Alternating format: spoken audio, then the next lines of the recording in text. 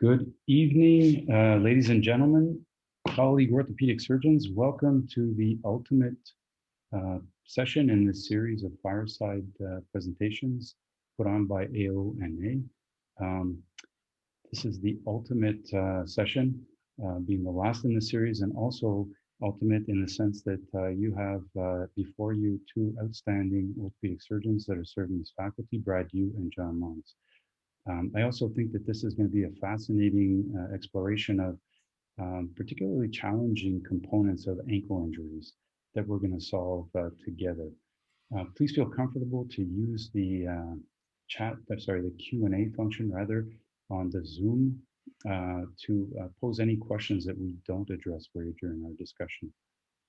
I'd like to also thank Mitch Bernstein and Brett Christ, who are the organizers, the progenitors and the organizers of this fireside series, for inviting Brad, John, and I to be faculty tonight. Quick introduction: John Mons and Brad Yu are both experienced expert trauma surgeons, devoting their careers to polytrauma and complex articular and periarticular fractures and their sequelae. Both are associate professors in their respective institutions, with John at the University of Texas in Houston and Brad at Yale University in New Haven, Connecticut.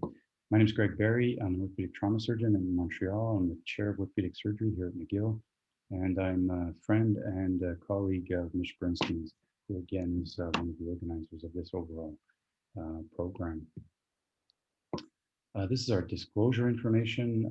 I don't think any of this is going to color or influence what you're going to hear us discussing tonight. For those of you who have to leave early or who have colleagues that registered but weren't able to attend, this session will be recorded tonight and will be posted to the AONA YouTube channel. And so feel free to go and catch up on anything you may have missed during the session. So atypical ankle fractures. When I was first asked to moderate this session, I was kind of scratching my head and asking myself, what is an atypical ankle fracture? Looked through a couple of articles, and this is one that kind of stuck with me. It's out of Denmark, and a group in the north of Denmark actually looked at about 10,000 ankle fractures. I think what was important or interesting about this epidemiologic study was that it's a truly comprehensive data set in the following sense. Anybody in Denmark who consults a physician for some sort of health event automatically has that health event registered into a national database. And so this group working in the north of Denmark, with a population, relatively modest population of close to 600,000 people over a 10-year period, registered every ankle fracture that occurred in that region. And they included things such as age, mechanism, and demographics. They use the ICD-10 classification system for their purposes, and that included isolated lateral medial malleolar fractures, bi and trimalleolar fractures, and then ankle fractures which involved the fibular shaft. And then there's a last group called atypical ankle fractures, which didn't fit into any of the preceding classification groups. Oops, back up here, sorry, the wrong way. Yeah, so if you look at the demographics of the distribution rather, of the fracture type, in the blue rectangle, you see for the lateral, medial, and bimalleolar fractures, cumulatively they make up approximately 70%, so over 2/3 of all ankle fractures. And I think that those are the ones that most of us practicing orthopedic surgeons are more than comfortable with. However, if you look down at the trimalleolar and those involving the fibular shaft, they're rarer, and I think that they're the ones that still pose a challenge. They have lots of questions for trauma surgeons as well as non-trauma orthopedic surgeons, and so that's what we're going to be focusing on tonight. I didn't include the atypical ones because if you can't classify them, there's no point in talking about them. So tonight we're going to focus on trimalleolar fractures, and in particular the posterior malleolar component, and we'll also look at fibular shaft fractures around the ankle, with a particular focus on syndesmotic injuries and how to treat them. So here's the schedule. I'll be handing over to Brad in just a minute, who will be tackling the posterior malleolar component of trimalleolar fractures. And following that, John Mons will take over and address syndesmotic injuries. I'll go through a journal article out of Chicago looking at techniques for assessing syndesmotic reduction using fluoroscopy intraoperatively. And then towards the end, we'll wrap it up, and we commit to having you guys and girls out of here by 9:30 so you can get on with your lives. All right, so Brad, with that, I'll turn it over to you and take it away. Hey, thank you. Good evening, good afternoon, wherever you happen to be. I'm Brad Yu. We're going to go through this quick case and hopefully take some of the mystique of treating posterior malleolar lesions away. So can I have the next slide, Greg? So at the end of this particular section on posterior malleolar fractures, we hope that you'll be able to realize that posterior malleolar fractures can be multifragmentary and that you might need a CT scan in order to figure out what's going on. Posterior malleolar buttressing, so to hold the posterior malleolus secure, requires a posterior approach in order to uncover that fracture. And we're going to talk about why posterior malleolar reduction and fixation may potentially obviate or prevent you from needing to have separate syndesmotic fixation. So this is a 28-year-old postgraduate student at the university who was wrestling in the middle of nowhere in rural Asia, and he has this injury. And he comes back by plane 1 week later, and he presents to my clinic with these X-rays. And so, Greg, when you look at this particular X-ray on the lateral, you see like this suprasyndesmotic lesion. So, I mean, are you thinking, oh my gosh, it's like a Weber C injury? We're definitely going to be doing syndesmotic fixation for this patient? Yeah, I think that anytime you see something that involves the fibula proximal to that and ATFL component of the syndesmosis, automatically should trigger in your mind that you're going to be assessing the syndesmosis for sure at some point in this fracture reduction and fixation to make sure that it is stable before you leave the operating room. So we're concerned about potentially some sort of ligamentous injury. John, when you look at this radiograph, like the AP radiograph, I mean, it looks pretty benign to me. I mean, is there anything that strikes out to you in your mind? Yeah, so I think it's a nice reduction. Whoever put the splint on did a good job. It might obscure just the instability here, but a couple things really jump out, and it's subtle, but the more you look at these, the more you start to see the subtle issues that can be big problems. But if you look there on that medial side, there's a shadow there or a double density on that medial side. And that typically does represent that posterior malleolar component that wraps around to that medial side. And those can particularly be unstable injuries, despite your nice reduction here. But this is more than meets the eye. And I think this is a very unstable pattern. And that's a good sign that there's something else going on posteriorly. So what do you do to like figure out more understanding of these fractures, the anatomy of the fracture? Yeah, I mean, I think, here you think that it's a lateral malleolar component and you have a posterior mal, but, I think a CT is key. I mean, I really think I've never regretted getting a CT scan, and I understand cost and all of this, but, I think you see now a lot more going on. You see a separate posterior lateral fragment. You see this medial fragment that was giving you that double density that wraps around to the medial side. You see that intercalary articular impaction injury. These, as they dislocate posteriorly, can cause posterior malleolar impaction. And I think also too, for planning, you have to start to consider how you're going to obtain and maintain your reduction. And what I mean by that is where these fractures exit proximally and where you might want to apply buttressing type fixation. So CT scan tells you a lot: fracture configuration, exit points, articular impaction, and then also too, articular debris. Do you have a fragment that's in between the syndesmosis? Do you have something that might block your reduction? So I think all those are very, very important points that you get from that CT scan. I think the other thing you might pick up is at the anterolateral distal tibia, you might pick up some subtle injury there that you actually appreciate on the plain X-rays, or some avulsion off of the anterior fibula that also might point to some sort of injury to the anterior syndesmosis that you can address with reduction and fixation potentially to stabilize syndesmosis. So, yeah, I think one more point. Sorry, Brad, to jump back in, but I think also too, you can start to appreciate the morphology of this particular patient's syndesmosis. And is it more of that C shape or I shape configuration. And this one, I'm sure we're going to fix the posterior malleolus, and you might not need separate, fixation of the fibula to the tibia, but still just understanding the morphology of the incisura here is something you get from that CT scan. So if we review this fracture morphology, we have a suprasyndesmotic lesion, and then we have this kind of multi-segmentary posterior malleolar fracture, articular reduction, malreduction because of this intercalary fragment. So, Greg, what is your surgical tactic? Like, how are you going to address all of these fractures? Do you use like one approach? Do you use like multiple approaches? What do you do? Yeah, good question. So I tell you what, this is a patient that has a posterior injury and a lateral injury that both need reduction fixation.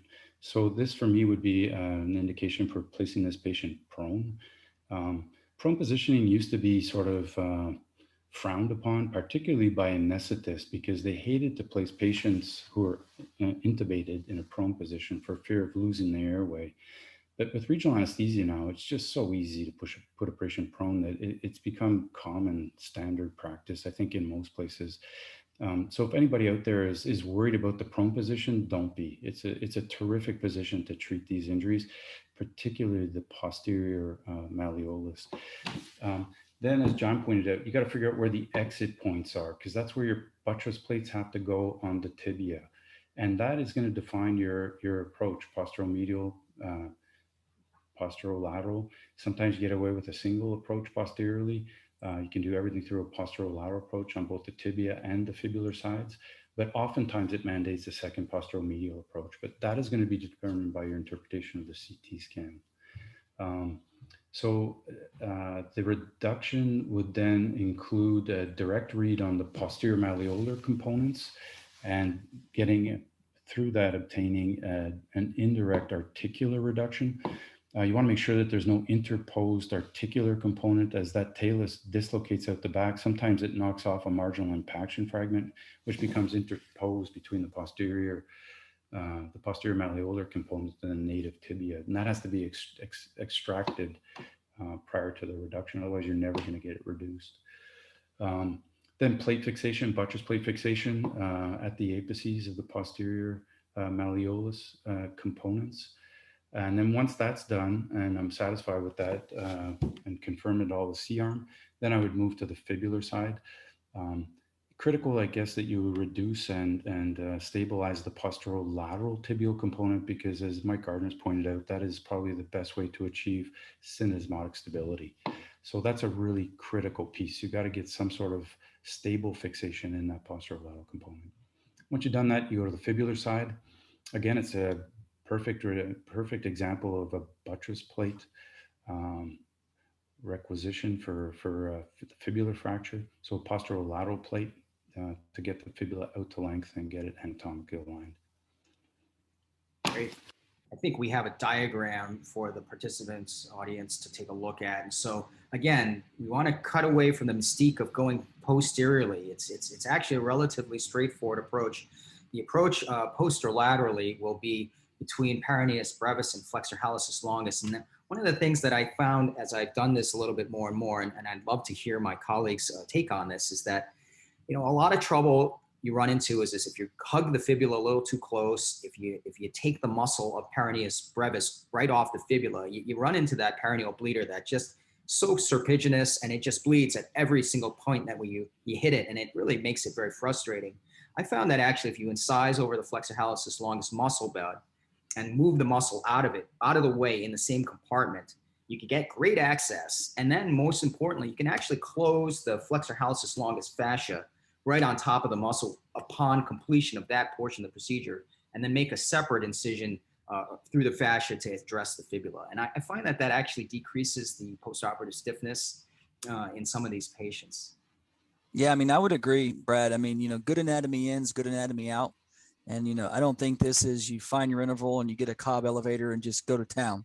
This is, really laying out the anatomy, being, gentle with the soft tissues, because, the haters of the posterolateral approach out there will say the scarring of the deep posterior compartment. And I think with good anatomy in, good anatomy out, that can really be minimized. And then especially too, and we'll talk about this, your rehabilitation protocol of how fast you get these patients moving. So it's a single incision posterolaterally at the skin, but it's dual incisions or dual approaches in deep. You don't do everything in the posterolateral side through a single sort of deep approach, right? Let's take home message. Okay, man. All right, so then here is what we did. And so like Dr. Berry said, we placed the patient prone. Just as a side point, we had a patient that had a BMI of 60 the other day that had this injury, and we could not place the patient prone. So we placed the patient lateral, and we're able to affect the same approach, the same reduction, and the visualization is quite straightforward. It's kind of like you're fixing a calcaneus. So we fixed the posterior lesion. This happens to be the posterolateral implant with like fractures, we call fracture specific implants. So if it's a small fracture, you don't necessarily need a large implant. This happens to be a combination of a quarter tubular plate fixed through a posteromedial approach to fix the posteromedial piece, and a separate T plate 2.4 millimeter implant, again, as a buttress through the posterolateral vantage approach. And these aren't large screws. We don't anticipate these patients having to weight bear on them right away. It's more about obtaining and maintaining the reduction. And then that T-plate, Brad, can I just interrupt for just a sec? That T-plate is a really terrific device because it does cover a fairly large footprint at the back there, and it does help contain some of that comminuted smaller fracture components that you sometimes see at the posterior malleus. So that is a real go-to for posterior malleolar fractures in my hands as well. Yeah, I mean, one other comment along those lines is that, I think you have to get away from the drive to want to use big, thick anatomic plates for this. This is more of a fragment specific, lower profile. Every plate or every screw and every aspect of the plate has a function. And I think that it's not just a large T-type plate that you're trying to capture both of these apices. You're using, smaller fragment fixation and really placing those at the biomechanical optimal point, as opposed to just a large plate that fits poorly that then also causes FHL impingement. So, I like this low profile, well contoured, well thought out fixation. Just before we proceed, Brad, there's a question up from Darren. Please review the posterior approach again. Can you just take us through the posterior approach? So patient prone. Sure, the patient is prone. A critical element, this is just kind of a, just a very important element that I find is that you got to bump the patient, right? You bump the patient when they're supine. So you need to bump them when they're prone too, or else you're going to have a lot of difficulty getting an x-ray in your right panel. And that's really critical as well. And you'll see, because these are fantastic surgeons that you're about to hear from, that you're hearing from, the talus really needs to be perfectly imaged in like a, in an orthogonal way. And that's really when you can start to see things where they properly align. Make the skin incision. So you bump the contralateral hip. So that if it's a right hip, you bump the left hip by elevating the left chest roll. And I find that works very well. And then of course you have to elevate the operative limb on some sort of padding so that when you get a lateral radiograph, as you see in your right panel, the other leg doesn't obscure it. The incision is made usually somewhere halfway between the lateral border of the tendo Achilles and the medial border of the fibula. The skin is incised. Be careful of the sural nerve caudally. If you see the lesser saphenous vein, the sural nerve is going to be with it. So just be very cautious. You incise through that. You incise through fascia, the crural fascia. And typically there's a separate layer between the crural fascia and then the deep posterior compartment and the lateral compartment. So you dissect over to the FHL. You can usually see perforators that kind of define where the interval is, and then you want to be medial to that, incise through the fascia. And then you're in the FHL, and actually the flexor hallucis longus is bald. The posterolateral distal tibia is bald. It's not covered by the FHL distally. So you should be able to find that really easily with your thumb and then just elevate the muscle out of the way, and you're there. And then you have to incise the periosteum because the periosteum is almost always intact. So incise through there, then you'll see the fracture, and then you'll be able to reduce it and address things. Then you close FHL fascia, and then you go and approach the fibula. Just one more comment, Brad. Going along with that, I think one tendency is that as you're mobilizing that proximal aspect of the posterolateral fracture fragment, and I think this specifically comes into play whenever you have maybe a delayed presentation. This particular patient who's 3 weeks out, maybe 4 weeks out, I think there's a tendency to really be aggressive with your soft tissue dissection And to one of the other questions in the Q&A is that by stabilizing this posterior lateral fracture fragment, the PITFL is attached to that. But if you go wild with your surgical approach, you're going to destabilize that. So stabilizing that bony Volkmann fragment, you might still have syndesmotic issues if you take that down in your soft tissue dissection. So you want to expose that apex, but not dissect posterior laterally and take down that anatomic ligamentous attachment. So John, what are your tricks then for getting the late reduction? Yeah, I love distractors. You know, I think it's like changing a tire on a car. It's kind of hard to do without a jack. So I think you can really, help obtain length of both the fibula and the posterior component with a distractor. There's small mini distractors now. The AO universal distractor is also very good. But, I love distractors for that to help me maintain some length as I'm doing my cleaning and obtaining that reduction. And the lamina spreader into the fracture site, really free it up, clean it out. Yeah, I mean, I think lamina spreaders are also very powerful, but just be careful in the osteoporotic patient, maybe the delayed presentation. If you really crank that open, you can cause some bony deformation. And you're really looking for that apex of that posterior component to see your reduction there. Because this is not one you're visualizing the articular reduction. You're using that apical reduction to assess your overall quality of reduction. So 2 quick questions. Where are you putting your shank spin, John, for your distractor? Yeah, great question. I think you can go directly posterior. I think you can go kind of, more on the medial side. And then I go into the calcaneal tuberosity, same thing. You can go directly posterior, or you can also go on the medial calcaneal tuberosity. Medial or lateral, kind of dealer's choice to stay out of your way. And Brad, back to you. Question is, do you ever start with your fibular reduction? Typically, no.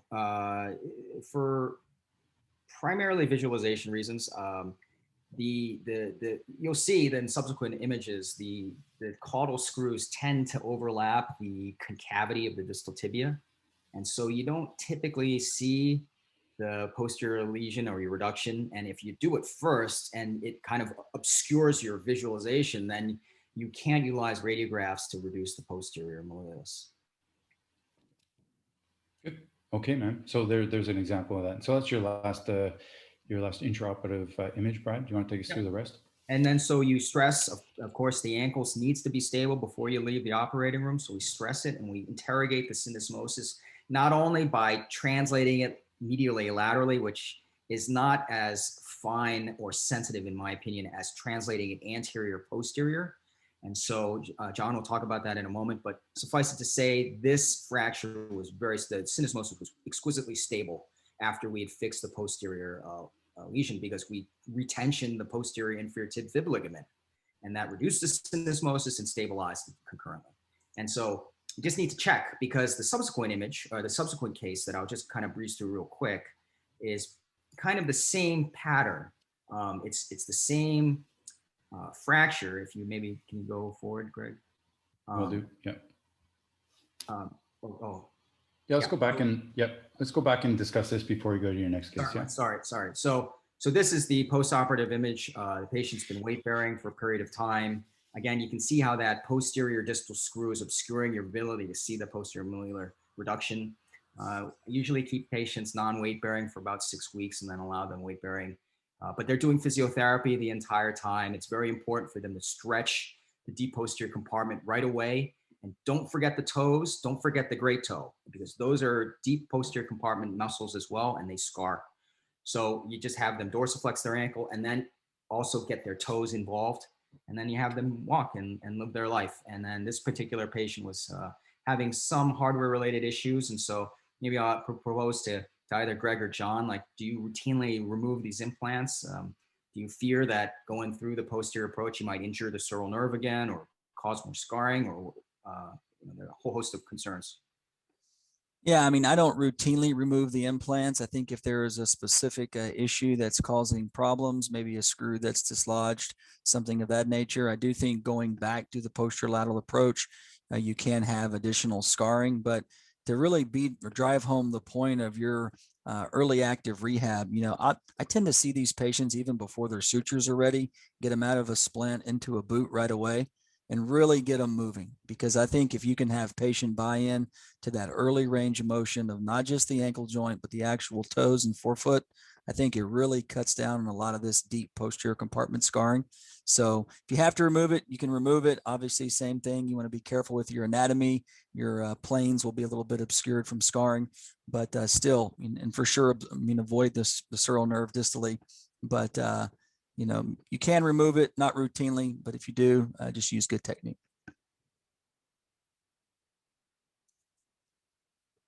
So we happened to remove the implants from this particular patient, and most of his pain resolved. So that was a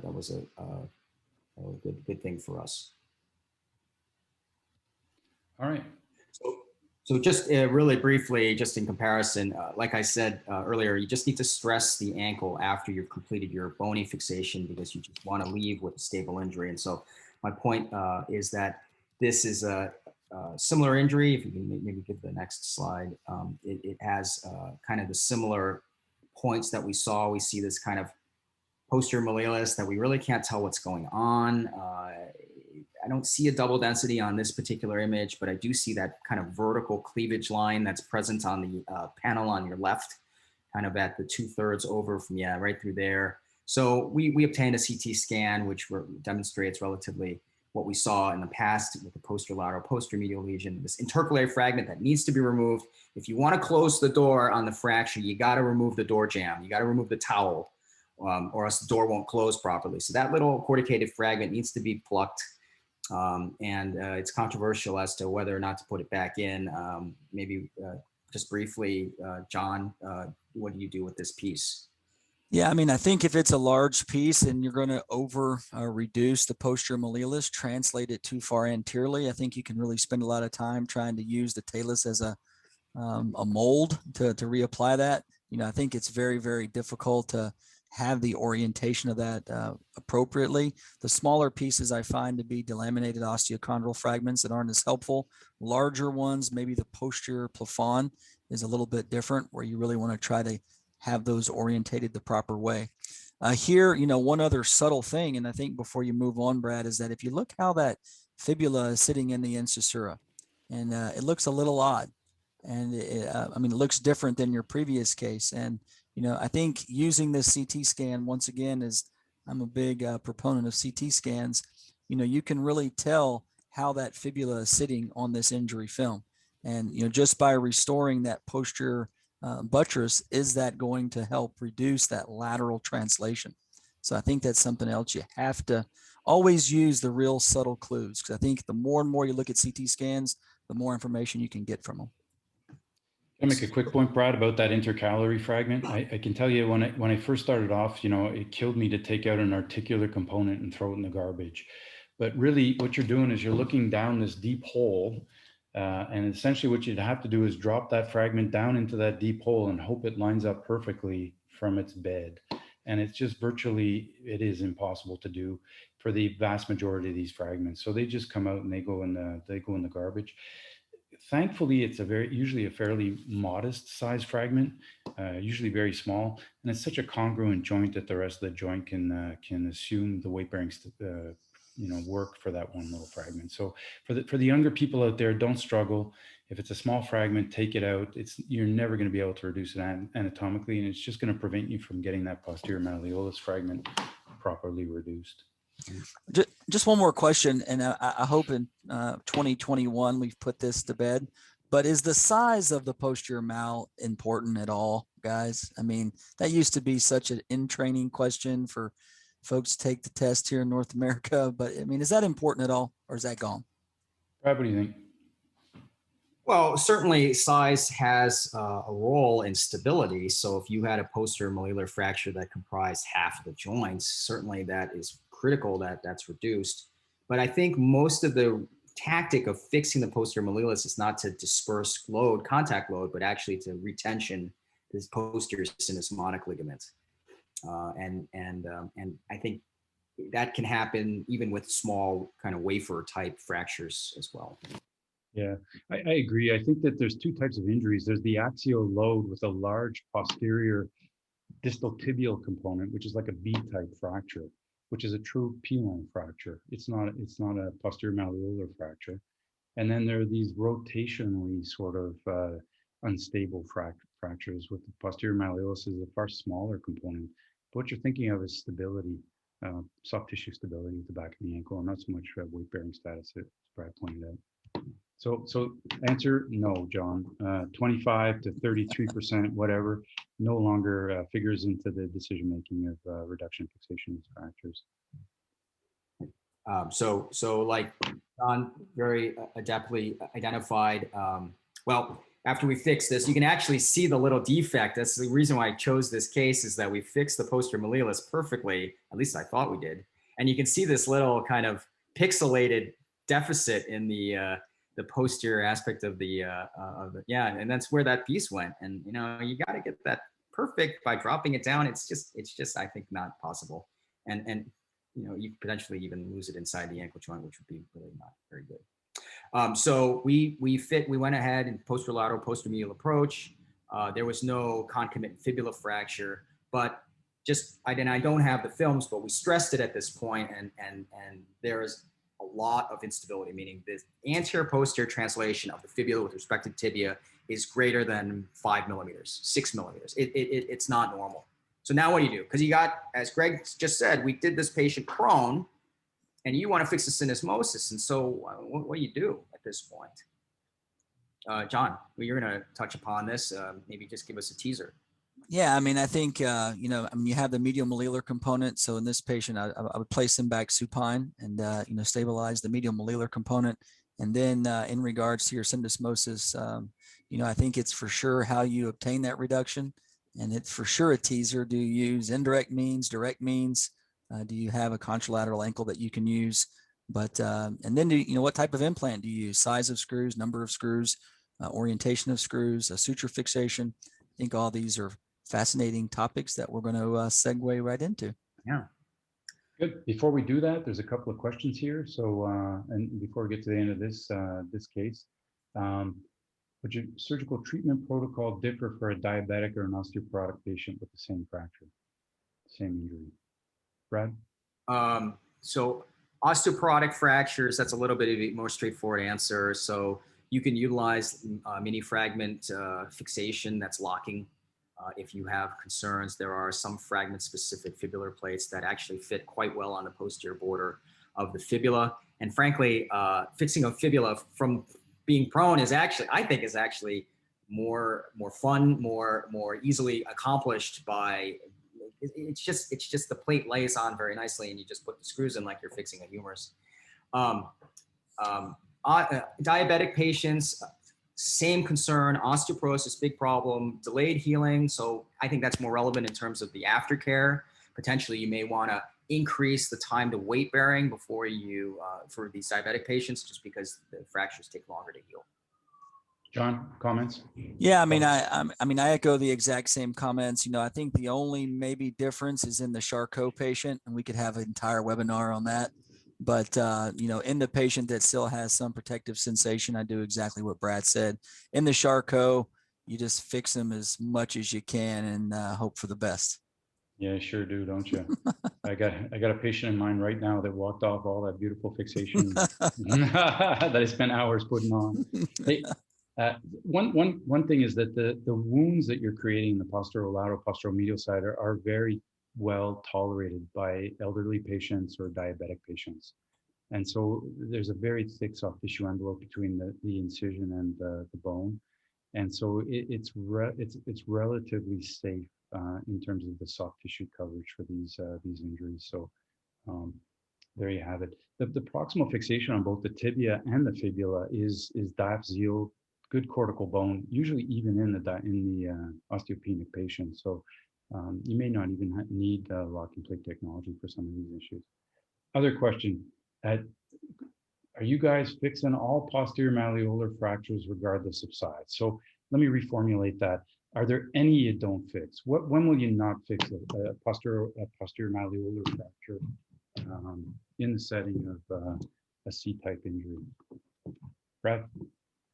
Fairly aggressive. As I get more and more comfortable with the approach and not causing harm or excessive harm, I am a lot more willing to go even after the smaller fragments just for tensioning the posterior inferior tib ligament. I guess to answer your question, maybe smaller fragment, like really small fragmentation that represents kind of like just a rim that got popped off. That's not really going to be responsible for securing that posterior inferior tip-tip ligament, and it's probably not going to really help the contact forces of the ankle. John, how about you? What don't you go after? Yeah, I mean, I think same, something small where, I mean, maybe it's even too small for mini fragment fixation. I think a pretty easy rule that I follow is that if they've had a posterolateral dislocation, those fractures tend to be large enough to support fixation. And I'm very aggressive about fixing all of those. I mean, I think the studies have shown that if you stabilize the posterior malleolus, that's one of the most reliable ways to reduce the syndesmosis. Cutting down on malreduction is one primary thing. And I think also as much as you think that posterior buttress is not helping in that posterior lip of the posterior mal, I still think it's important to resist the dislocation and also the soft tissues as we're trying to drive home. The ones I will not go after are the very high fibular fractures with a very small posterolateral tibial fragment. I'll just do an open reduction of the syndesmosis and do tibiofibular fixation on those. I won't go after the posterolateral fragment because I'm not going to be fixing the fibula directly. So that would be my reason also to not fix a posterolateral fragment. Good. All right. Any reason not to fix a medial mal on these fractures, on the trimal fractures? Do you ever leave the medial mal alone, either of you? Rarely. I find that some of the most symptomatic, I just find that non-unions of medial malleolus are more common than we'd like to, we'd like to see. And it's a very straightforward thing to anatomically reduce it and compress it so that you don't have to deal with that problem. John?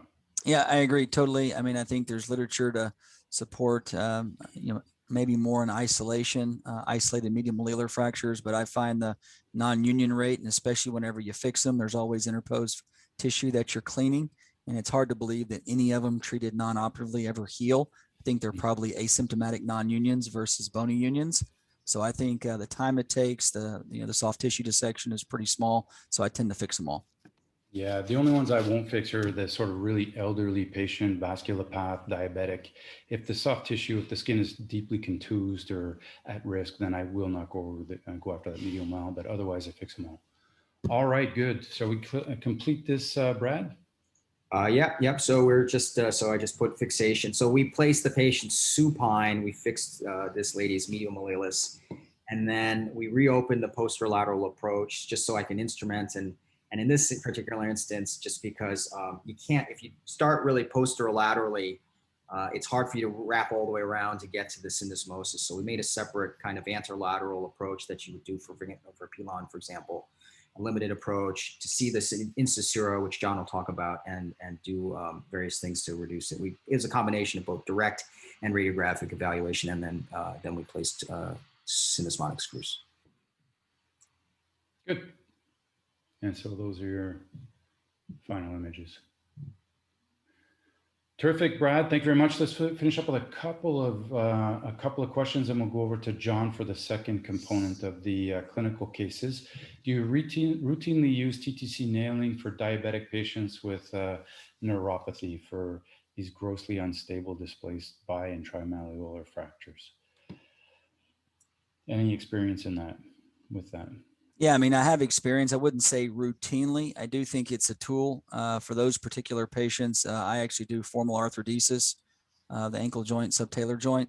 I think just applying the nail, and I know there's some European data that they just place the hindfoot nail and that's it. I think there are failures, and if you follow these patients, the distal bolts tend to break, and you have extrusion, in the plantar foot.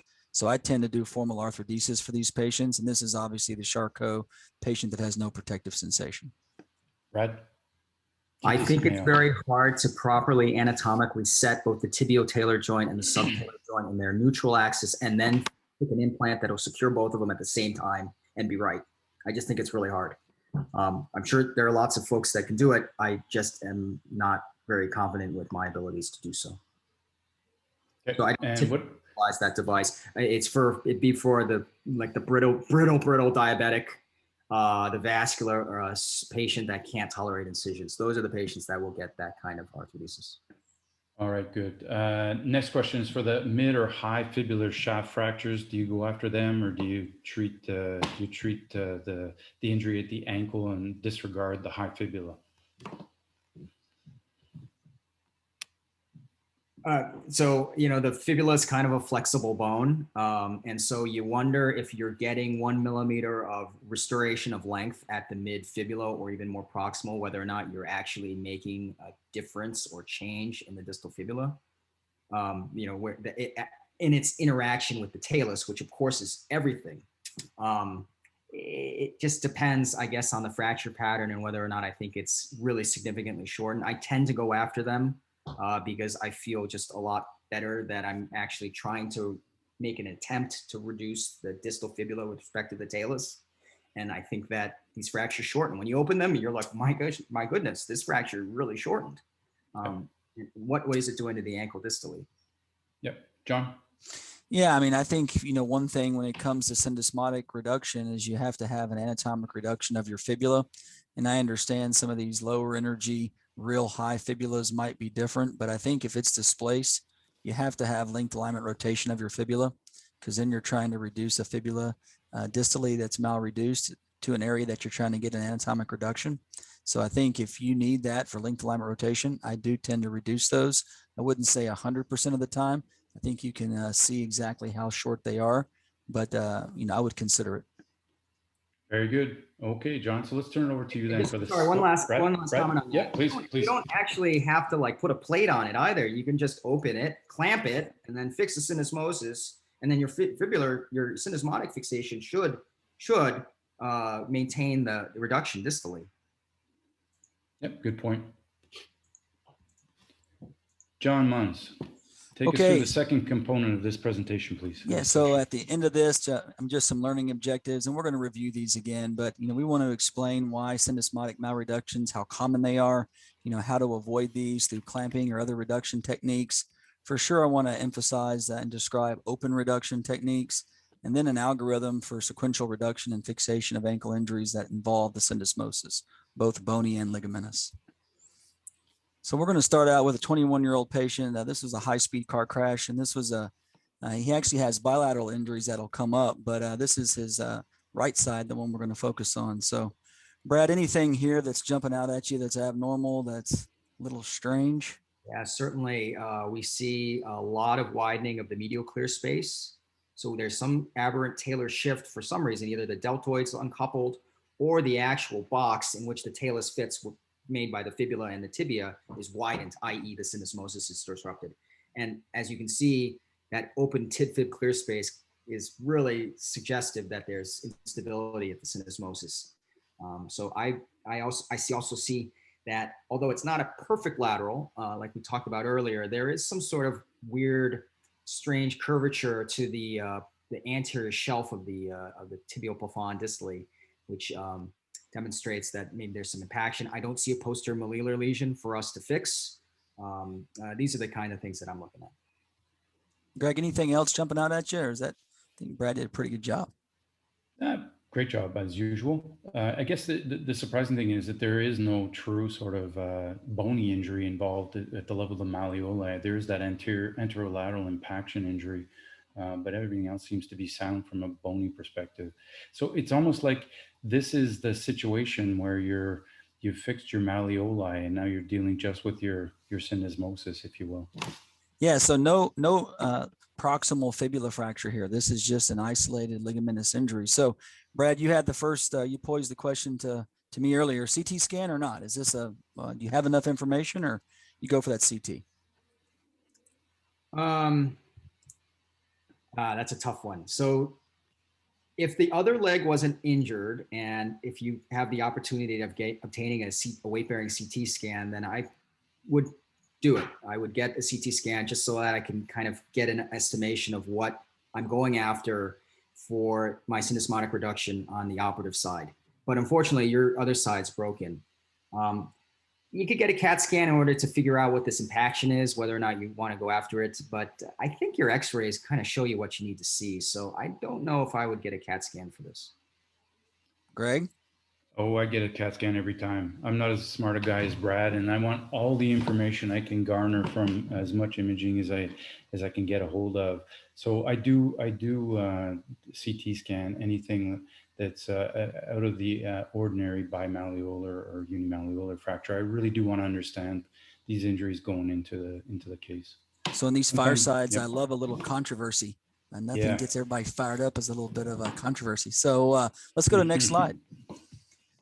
So I got a CT scan, and just rolling through this, I mean, I think there's an opportunity to characterize that anterolateral fracture fragment. You still see that obviously the syndesmosis is disrupted. You see some small avulsion fractures on the medial, especially posterior medial, but that impaction is not quite as impressive. But this is in a splint, so there is some reduction here. So it might be obscuring your overall level of instability. Let's go to the next slide. So on your sagittals, I think Brad made a great point that it wasn't a perfect lateral, and that impaction on the plane film looked more dramatic. But here it's more subtle, and it's for sure very anterolateral, maybe right where the AITFL originates. So that's just something to consider that, that landmark might be injured in this particular case. So, and then other subtleties here are not so subtle on the contralateral side. You can go to the next slide. The contralateral ankle, this was open subcentimeter there on the medial side. So you've also, to Brad's point, you've lost that normal uninjured side to maybe compare the position of that fibula in the incisura. So this is one other obstacle for future reduction. Let's go to the next slide. So this is whenever we took the patient for the contralateral injury for external fixation, debridement, and irrigation, and splint off. You really can now see just how unstable this ankle mortise truly is. So guys, other information here. Is this helpful? Is this just me causing undue harm to my patients? I mean, I think it confirms for you that it's a combination. It's likely a combination of two lesions, the syndesmotic ligaments and the deltoid. Yeah, no harm here, because I mean, you haven't dislocated the joint yet again, so you're really not doing much harm, and you are garnering further information about the injury. So I agree with Brad. Yeah, I mean, one other point just from the injury CT scan, I think it was brought up in the earlier cases. I think studying the actual shape and morphology of the incisura is important. The incisuras that are more deeply kind of concave and C-shaped, those are tend to be easier to reduce. I think might just be a personal issue, but the flatter incisura, the eye shapes are ones that can be challenging. So, I think this is going to be one that has a potential number of issues, especially with the broken contralateral side. Next slide. All right. So this subject brings up a whole host of questions, and rather than trying to deal with them as we go through the cases we did with Brad's case, what we decided to do was tackle them one after the other. So we're going to have a round the table on each one of these topics. So, Brad, is it important to get an accurate reduction in your syndesmosis, or is it kind of overblown? No, it's critical. And there's been functional outcome studies that have shown that if you don't get this reduced, the patient's not going to do as well. Fair enough. What are the implications going forward? Is it short term, medium term, long term? Oh, it's definitely a chronic problem that patients will experience, because that shift of the talus laterally creates a shear force in the cartilage, and it degenerates. And syndesmotic instability is very painful for patients. If you ever revised an ankle that has not had syndesmotic fixation and the syndesmosis looks all beat up, and you just secure it, patients they love you. I mean, they're like, "What'd you do to my ankle? Oh my goodness, thank you." So it's really critical that you create a stable syndesmosis. John, any comments? What are your thoughts on that? No, I mean, I think if you compare all the functional outcome studies in ankle fractures that have syndesmotic injury, they do poorly compared to ones that don't. And I think that reduction is important. Yes, there could be other factors, chondral injury, et cetera, but I think the things that you can really control is that reduction. And I think all the studies, show that if you get it right, they do tend to do better. I think restoring anatomy is always important. For sure. As that ankle dislocates, it's already getting a knock on the talar dome as it's going out. And if you leave that sublux and it's riding on that posterolateral or lateral tibial cartilage, it's just going to degenerate much more rapidly and give patients all sorts of problems. How about 6 months, 12 months later? Is it an easy salvage? Is it an effective No, salvage? no. I mean, I think if you've done late syndesmotic reconstruction with debridement, I think you have that. I mean, you've already that chondral injury is already apparent, and obviously, whenever you use that hyaline articular cartilage, it's not coming back. So I think anything else you do is a complete salvage, and I think that the results of that are, obviously not going to be as good as the first time. Brad, how about you? Yeah, absolutely. It's a very challenging. Any problem chronically is challenging to address acutely. I just also wanted to bring up the point about reduction. It's like the fibula. One of my mentors always would talk about how the fibula and the talus move and are linked inextricably. So if you malreduce the syndesmosis, i.e., you've translated the fibula in an aberrant way, the talus is going to follow that in an incorrect way as well, and it's going to get secured in that manner. And then all the implications of abnormal contact loading. Good. Okay, move on. Open versus closed reduction, and how has that evolved over the course of your young careers? John, how did you tackle this when you first started, and has it changed over time? Yeah, I mean, I think the one thing that's changed is I've become extra critical, maybe a little bit irritable about this. I think using whatever technique you can, potentially multiple techniques to do this. I do think I have gone to more of an open based approach to do this. We're going to get into this, but I think just dorsiflexing the foot and clamping those and, dropping your hand and putting the screw across is not the way. It might be the way a lot of us were taught, but I think, more of an elegant open reduction, how you assess that either with the incisura or a direct articular reduction with the plafond. I think there's studies that bore out that plafond reduction might be more important than the how the fibula sits in the incisura. But I think using any technique more open than closed is better because you got to get this right. Brad, what's your comment? My comment is John's comment. Okay. I did everything closed initially, and then as I became more critical about how difficult it is to get this right in terms of rotation, translation, medial to lateral positioning, it's a very nuanced reduction, and it really is helpful to do it open. So I think we've all moved to open in general. When do you go with a closed? What cases are you comfortable doing closed, if any? Yeah, I mean, I think the cases that you might have a more, subtle, just or a medial to lateral, instability pattern versus that anterior to posterior pattern. I think those you might be more amenable to closed reduction. Still, I think every case is different, and I think the really unstable ones, like this case here, drives home. I think you have to use a number of different techniques, and I think in our journal article, we're going to review some using the contralateral ankle. I think that's good, but I think whatever you use, you got to make sure it's right. And if it doesn't seem right, you got to find out why it's not. Is that with the post-reduction CT? You have to make sure that this is correct. Good. All right, let's move on. Clamping. So we used to just put either a pointed tenaculum of ever clamp across the syndesmosis and clamp it up, or a collinear clamp more recently in a closed fashion. Clamping techniques, comment on them, Brad. I used to use the collinear clamp much more than the periarticular clamp because the collinear clamp brings 2 points together versus a periarticular clamp creates not only this, but it potentially could translate the fibula as well. So I went to the collinear clamp for a while, but then there was all these implications of maybe you're not putting the clamp in the right spot and you're actually creating iatrogenic problems.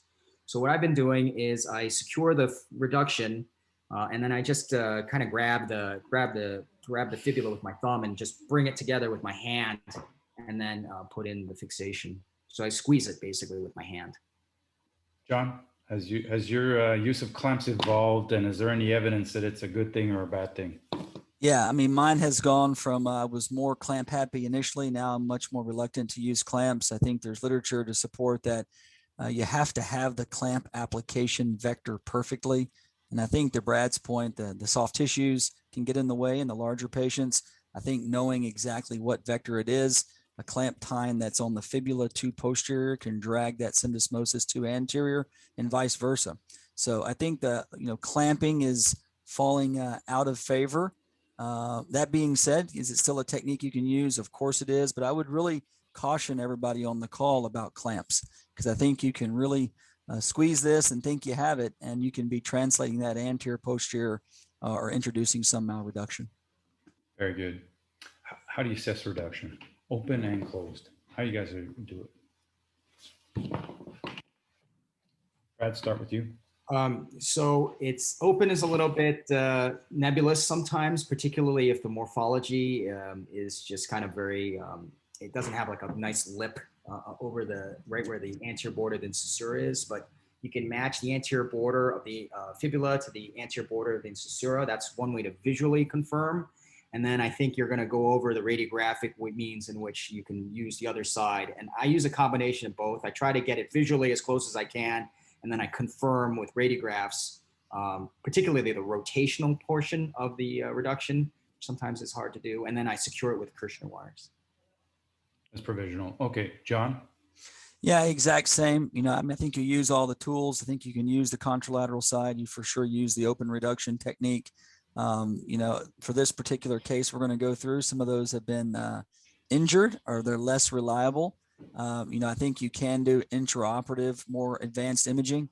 And then I think if there's a question, obviously you don't want to leave the operating room if you know for sure, but if you have any question, you have to get a post-op CT scan. Very good. Okay. Greg, can I make one other small point? Please, Brad, yeah. So look how hard this is. Like, all these experienced surgeons have so much difficulty getting this right. I think that it's important to impress upon your patient before you go get surgery, this is a very difficult thing to do, and we might not get it right. And if we may actually have to image you after your surgery, or we may have to come back and change this. If you tell them ahead of time, I think that helps to soften the blow in the event that you have to go back and revise syndesmosis. Yeah, wise words. Hey, so a couple of questions came up in the chat or the Q&A about how you approach the anterior syndesmosis to assess your reduction. Is it do you extend the lateral based incision for the fibula reduction and fixation, or do you do a separate incision anterolaterally? John? Yeah, I think it's going to be dependent upon if you have a concomitant fibular fracture and how you plan on stabilizing the syndesmosis. If you have a fibular fracture that you had more of a posterior lateral incision, I think you can make an anterolateral or direct anterior directly over the incisura. I think it really matters on if you're going to instrument the fibula. So, I have found it that if you're just dissecting anterior, it's sometimes difficult to see exactly where that fibula goes in the incisura. And, I want to caution everybody, the most common, or 75% of the time, the malreduction is internal rotation and anterior translation. So I think that's something you have to caution yourself about. Directly anterior is nice. That's, also depending upon the morphology. Those flatter or, more I-shaped incisura, I find that more helpful. The more C-shaped, I think you can go more just directly anterior from the, laterally based approach. Brad, comments? Yeah, so I think what we're, I think the reduction in terms of the translation is best done open. And if you make your lateral approach, if you do a straight lateral approach or posterolateral approach along the posterolateral border of the fibula, you can just kind of dissect anteriorly. And frequently there is like a retinaculum that looks intact over the syndesmosis that you actually have to incise through. And when you do that, then you see like the wreckage that's in front of you, all the debris of the syndesmosis. But unless you take that down, you're not going to see it. So just because it's there, don't think that the syndesmosis is intact. Yeah, and certainly if you're doing the anterior approach directly down over the syndesmosis, you want to reflect away the remnants of the ATIFL and really get a good view into the incisura. Make sure you get all the debris out. Sometimes there's delaminated cartilage in there that's flapped and it's going to prevent your reduction. You really do want to clean out the gutter before you try and get your reduction. And then you can use the anterior margins of the fibula and the tibia and try and assess your reduction along with the platform, as John pointed out. Yeah, I mean, one more comment, in regards to that CT scan, study that CT scan, because if you have a small bony avulsion of your AITFL that's, flipped in, you have to extricate that or extract that to get it reduced. And then also that chondral debris, you frequently can see little small fragments of bone that have larger fragments of cartilage that can block reduction. Very good. Okay, guys, let's move on. Type of fixation. Are you flexible fixers or are you rigid fixers? And has that changed over time? And is there evidence for it? John, let's start with you this time. Yeah, I mean, I grew up, if you will, using all rigid fixation screws. I used to use 4/0 cortical screws, usually 2 screws, 4 cortices. I've moved more toward flexible fixation. I think in regards to the literature to support that, as a randomized controlled trial out of the Canadian group, showing suture fixation with malreduction being less, 15 versus 39%. And then some of the functional studies that have been done, that's pretty convincing. With that being said, I don't think all injuries are the same. And I think for some of these more axially unstable injuries, I think you have to use some discretion. But I've tended to move more away from rigid to more flexible fixation. Brad, thoughts?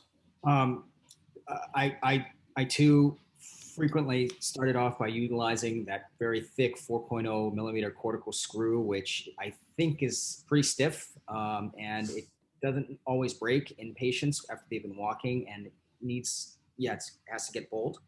I usually just I don't utilize too much flexible fixation, but I just inform the patients, and this might be right or wrong, but I inform the patients that you may need another surgery at some point to have these screws removed in order to help improve your dorsiflexion.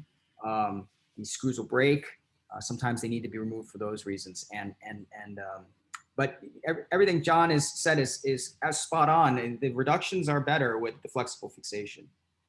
John, what do you think? Is it the kinematics that's preserved with the flexible fixation in addition to the more accurate or less accurate fixation with the screws? Is it reduction? Is it kinematics? Is it a bit of everything? Yeah, I mean, there is motion. So there's 5 degrees of motion. There's 3.5 external, 1.5 internal at the syndesmosis. There's 4 millimeters of translation, more 2.5, 2.7 posterior, and the rest anterior. So I mean, there is some physiologic motion there. I think the argument for or against, however you want to look at it, is I mean, you have to consider the soft tissue injury. And I think if you have one of these, all the soft tissues are stripped. Of course, there's some normal motion, but you want something to provide stability for healing. So that's where I still think it's a case by case basis. I think flexible fixation that might not have to be removed to maintain some of that motion after long-term healing. I think that's optimal. But not all syndesmotic injuries are created the same. And I think if you have these extensive soft tissue injuries, floridly unstable, anterior-posterior rotation, everything else, as well as axially unstable, those are the ones where I will tend to go with more rigid fixation, with the caveat, and the patient has to understand this, that you're going to remove these at some time. Fair enough. Real quick, used to be that you would fix the syndesmosis with the ankle in maximal dorsiflexion to preserve range of motion, particularly dorsiflexion. Myth or reality, and do you do it or not? Brad? I think it is a reality. I think that the fibula does externally rotate slightly when you dorsiflex, and there is a predisposition of fixing the fibula too anteriorly if the foot is in like 30 degrees of equinus. And so when the patient wants to come up to get full dorsiflexion, they have this impingement block. So I do think it's important. And I ask the residents to maximally dorsiflex while we're doing most of the work. John? Yeah, I mean, I put the foot in a neutral position. I just still think the quality of the reduction is more. I do think it's a point to consider, but I don't think it obviously ensures that you have it right. Fair enough. Honestly, I think I use the U technique, which is using my thumb to reduce that fibula into the incisura, and then palpating with the thumb at the same time, sort of that anterior edge. And I don't think I'm over compressing the syndesmosis by doing that. So I do not do it in maximal dorsiflexion personally. Okay, let's move on. Other ligaments. So I think we'll address that, I think, with the end of this case, John, and with the next case you have. Rehab, what do you do with rehab? John, what's your rehab protocol for a Yeah, patient, so ankle fracture, syndesmotic injury? yeah, so I mean, I still like to get the ankle moving. I like to have stable enough fixation to allow early active range of motion. I think in regards to weight bearing, if it's not the most dramatic injury, I tend to hold them for 6 weeks. If it's very unstable, I tend to go for a full 12 weeks. If I use screws, I tend to remove those kind of past the 4-month mark. I allow them to start weight bearing and then take them out. I don't take them out before they start weight bearing. I tend to lean on the side of removing more rigid fixation versus the enjoyment of removing broken screws, as fun as that is. So yeah, I mean, that's my protocol. Right. Very similar. Rehab. Similar rehab. 6 to 8 weeks of non-weight bearing, range of motion exercises, and then just consulting the patient that this is a tough injury. This is a ligamentous injury that sometimes is unpredictable. Sometimes you need your hardware removed. The one patient that I do not remove screws on too early, I don't remove the screws at all, are the very tall, heavy set males with a valgus hindfoot. Because I've seen patients like that have a syndesmotic screw removed even at 4 months. And there's just such a huge load on that syndesmosis by the bulk that they've driven apart their syndesmosis and it had to be redone. So those are patients that I do not routinely remove syndesmotic screws on. All right, let's move on. So, John, you want to take us through the rest of this this case then for us? We've tackled all the issues. Yeah, so this is just intraop, just seeing how the actual ankle mortise is reduced just with a neutral dorsiflex position, and you can just still see there, regardless of the amount of lateral talar translation, there's still this large medially based injury, and I think that's important. Obviously, the syndesmosis is injured. There's this drive straight through the incisura there, so you have a pretty unstable pattern. Next slide. With this one, just from a standpoint of you have a injured contralateral side, so you lost that ability to compare to see exactly how that fibula sits in that lateral radiograph in the incisura. You also have a fracture of that anterolateral aspect of the incisura. Not quite as much of a plafond impaction as I thought, but for sure an injury there to just have one more challenge to reduction. So this is just a small 4-hole third tubular plate to act as a washer. Next slide. And this is the first attempt. And whenever we, use the means necessary, we were looking there, anteriorly at a direct reduction at the incisura. But this patient, if you can remember, had a pretty shallow incisura. And even with that fracture there, I just felt the fibula was sitting a little too anterior there on the lateral. I didn't have a contralateral to compare to, but it still felt just to be a little bit anterior to my vision and also the fluoroscopic image. Next slide. So this is our second attempt. I thought here it was a little more reasonable of a position. I changed the location of the provisional fixation and I was more happy with this. And if you go to the next slide, this is just one more technique that we utilize here in Houston, but this is a 3-dimensional fluoroscopy image that we can get. It's not the O arm, it's actually just a C arm that can generate these quality of images. So we had the patient pinned and we did an intraoperative spin. This takes about 4 minutes. And I think you can see here that we indeed did anteriorly translate this.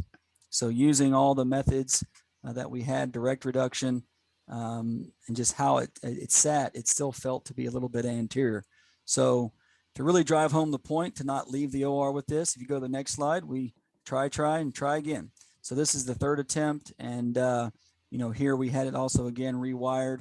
And if you go through this, we felt that we had indeed reduced the injury this time. I tend to use provisional fixation of Kirschner wires. Comments from you guys? Same. Okay, 2.0 millimeter Kirschner wire. Yeah, 2 millimeter, perfect. Next slide. I quite like that idea of putting it into the talus for the really unstable ones. Usually a single K wire doesn't hold it very stable. Yeah, so I mean, that's a great point. And I mean, one reason we did that is, you remember, there might still be some medially based or tibio-talar instability. And, making sure when you're looking at that CT scan, how the actual talus and the lateral gutter of the fibula is articulating, just as one more clue. That was the reason for the provisional fixation into the talus. So here initially we went with a more flexible fixation. and this was then tightened down. And then just because of the instability, next slide, went with just a 3.5 millimeter screw, just because of how unstable this was in multiple planes. Is this good? Is this blending techniques, guys? Should we use, one rigid, one flexible? Is this a schizophrenic fixation by Munns in Houston or what? You're confusing me and you're confusing the ankle, I think. But I do buy your argument. I do buy your argument that you got the flexible fixation to get your reduction and to ensure stability going forward after you take that screw out. So I buy it. I buy it. Makes sense.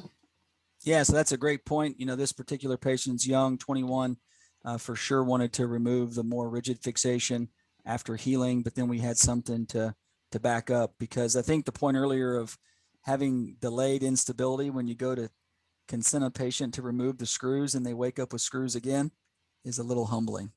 Okay, next slide. Right. And then one point I think we can talk about is, as maybe an algorithm to use is you can fix the bony parts of the injury. I think to Brad's point, you fix that posterior mound, you restore some syndesmotic stability. I think in these ligamentous, still you want to, fix the bony components. If there are no bony components, or let me go back, fix the bony components, stress. If you have a syndesmotic injury, address the syndesmosis. Then you stress that again. And in this patient, I don't actually have the tibio-talar instability, but you could still really displace this talus there in valgus. And so the deltoid was repaired with a suture anchor. Then you stress, there's no further instability, and you leave the OR with a stable ankle mortise. All right.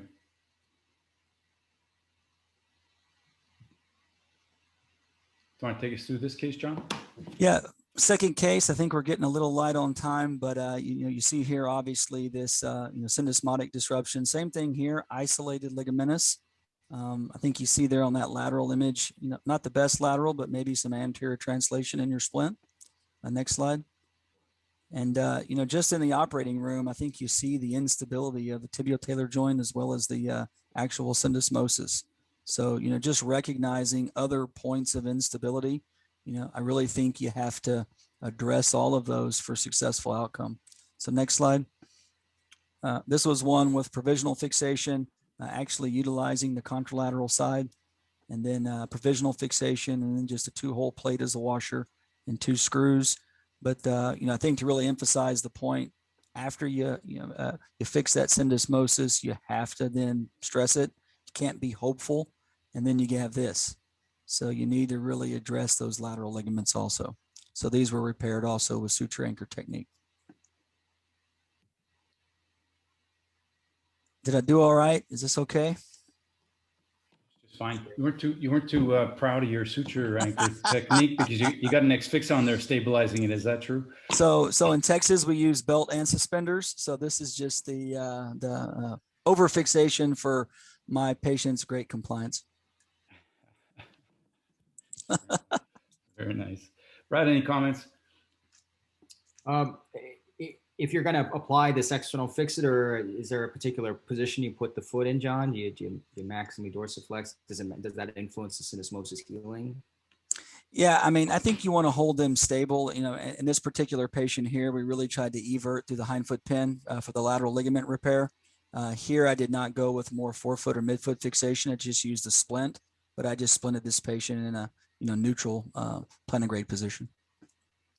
So point is that you do have to assess for ongoing ligamentous instability at every step, but it probably is the exception. I think you would both agree that you'd end up having to repair either deltoid or lateral collateral ligaments. True or false? Like, how often are you doing those types of ligamentous repairs in the average ankle with a syndesmotic injury?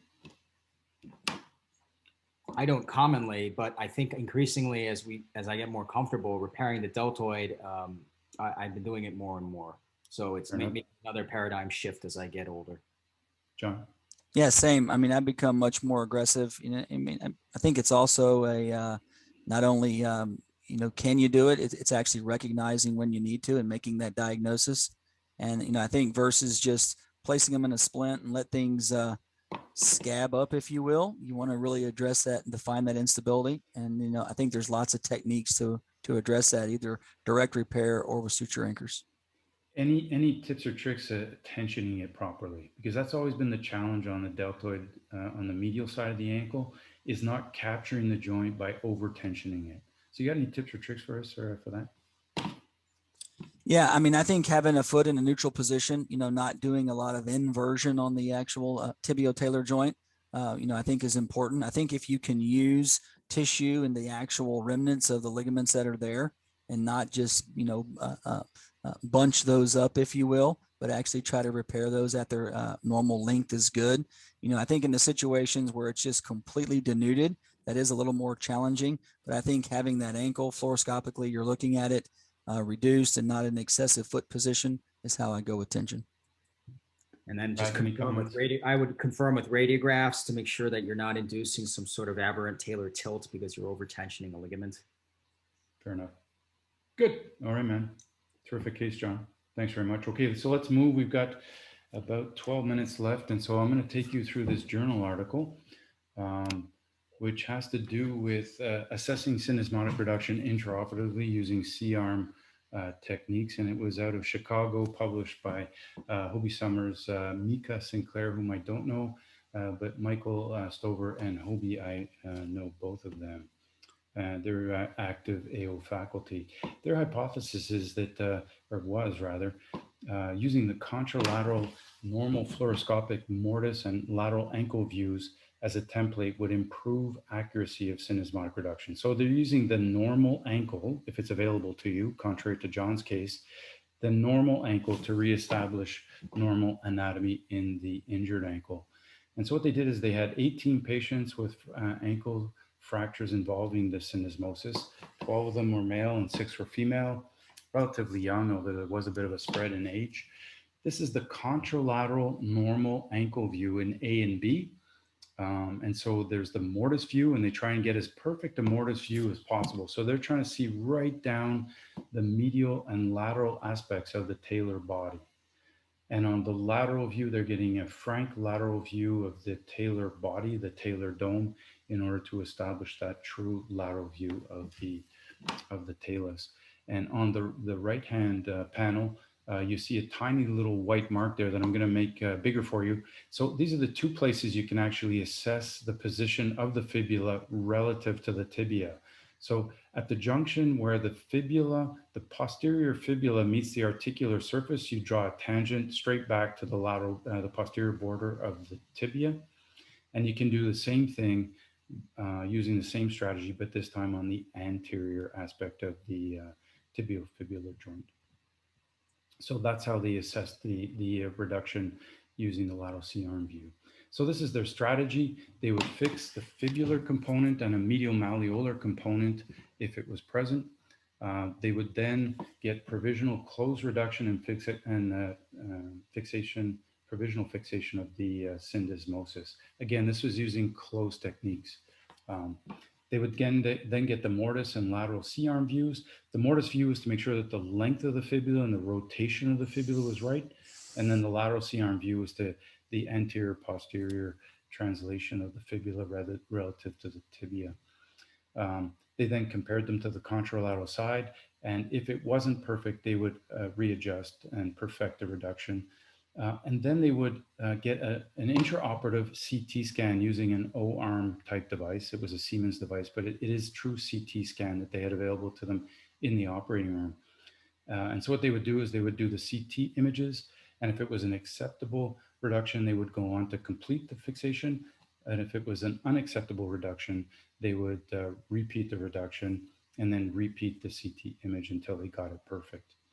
And if you look at the results here, out of the 18 patients using their technique of the mortise view combined with the frank lateral C-arm view of the contralateral side, they got 17 out of 18 in a very acceptable reduction using the CT scan as the golden standard, with only one unacceptable reduction, and that was in a patient that had not a malreduced syndesmosis, it was a malreduced fibula. And so when they went back to reassess their that case, It was the fibular reduction and fixation that was inaccurate. It had to be redone, and that did provide them with then an accurate syndesmotic reduction. So this led them to conclude that this strategy provides a reproducible technique for reliably evaluating intraoperatively your syndesmotic reduction. And so John and Brad both referred to this technique throughout their case presentations. It's something that I think everybody should be cognizant of and applying, along with, if you're doing open reductions, your open assessment of the syndesmotic reduction. There is a caveat, however. So if there's anything that perturbs your read, particularly on the posterior aspect of that distal tibiofibular joint, so that's some sort of posterior malleolar fragment or a comminuted posterior fibula at the level of the ankle, you're not going to be able to use this as reliably, or as in John's case, a contralateral injury, where you're not going to have that normal template to compare to. So that is an article just describing, I think, a very useful technique for obtaining accurate reduction of syndesmosis intraoperatively. Comments, Brad and John? It's very effective means of reducing the syndesmosis.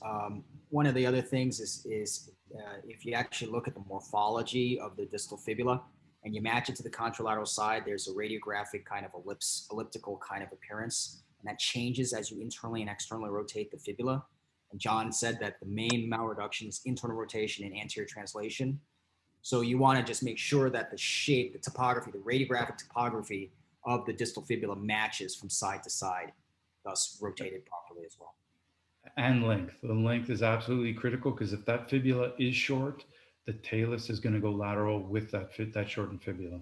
So, yeah, good point, Brad. John? No, I mean, I completely agree. I mean, to Brad's point earlier, this is hard, and use every technique you can use. And I think this is a very powerful technique. So use this, use open reduction, really use every strategy you can, because if you're really critical, this is hard and malreductions are common. All right, very good. Let's move on. Let's wrap it up, guys. So this is kind of, I think, what we've been talking about is this algorithm, similar to something you might think of using in a terrible triad in an elbow. So you want to reduce and fix the lateral side, the posterior side, and the medial side if there is a bony injury. Then you want to test your syndesmosis. You want to reduce and stabilize the syndesmosis, and then you want to test your medial and lateral stabilizers, as John did in his case, and repair those if they need to be repaired. Good. So bony fixation, then assess for the soft tissue injuries and stabilize them as they need to be stabilized. Good. Okay, Brad, can I turn over to you for your take-home messages, please? Just to review the posterior malleolar injuries, they can be multifragmentary. CT scan will definitely help define the fracture anatomy better. If you want to buttress the posterior malleolus, which I think is a much more secure way of holding that fragment in place, you need a posterior vantage point. Posterior malleolar reduction may prevent you from needing syndesmosis fixation. So that's one of the reasons why I think all the folks on the call are a little bit more aggressive about fixing these posterolateral and posteromedial lesions, particularly the posterolateral lesion, to stabilize the syndesmosis as well. Just a quick point there, Brad. It also provides the most accurate reduction of the syndesmosis. By reducing that posterior malleolar component, you do achieve more accurate reduction overall. So, Sure. Yeah. And John, bring up your slide for your take-home points, please. Yeah, so I think you heard from all of us that these malreductions are common. Remember that anterior translation, internal rotation accounts for 75%. Be very critical of your reduction quality. This isn't just the clamp it, cram the foot anterior and clamp it. Really be very critical of this, because it really does matter for long-term outcomes. Use all available techniques. If you have intraoperative spins, you can use the contralateral side, open reduction. Use all the techniques. Careful with clamps. Remember the vector of that clamp can mislead you and actually cause a malreduction. Learn to directly visualize either over the top, anterior, anterolateral, or directly anterior. And please don't leave the OR with an unstable ankle mortise. After you address the bony, the syndesmosis, check for other areas of instability. And if there's any concern or question post-op, get a CT scan. Wise words from both of these gentlemen. I want to thank Brad and John. You are obviously expert surgeons and you are outstanding educators. In the firmament of AO education, you have 2 stars sitting in front of you, ladies and gentlemen. And I want to thank both of you for taking the time to present these, to prepare these cases rather, and to participate in tonight's session. I'd also like to thank Mitch Bernstein and Brett Chris for putting together this entire sequence of sessions on complex fractures and addressing them, I think, in a very entertaining way, covering all of the important issues on fractures throughout the musculoskeletal system. So thank you, Brett and Mitch. Good night, everyone. Before we sign off, Mackenzie will be posting a questionnaire for the participants, and we'd ask you to stick around and answer those. It will help us to further improve on these type of sessions. Thank you and good night, everyone.